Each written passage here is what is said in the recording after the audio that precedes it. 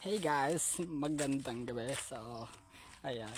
Nung i-upload ko na po yung video ko po sa TikTok, yung dito ka lang yung pang last outro ko is naka-set siya sa only you. Dapat pag nag-upload ako 1 to 3 minutes, may 10 views na po siya. Wala. 10 minutes na wala pa rin po. So, pag-comment talag po sa baba kung may bag po ba si TikTok o wala. Maraming salamat. Quick video lang po ito. Hindi ko po may upload yung last. Kaya na-upload ko na lang po sa Facebook Reels. Ito po yung Facebook ko Reels guys. Yan. So maraming salamat sa suporta nyo sa bridge part ng dito ka lang.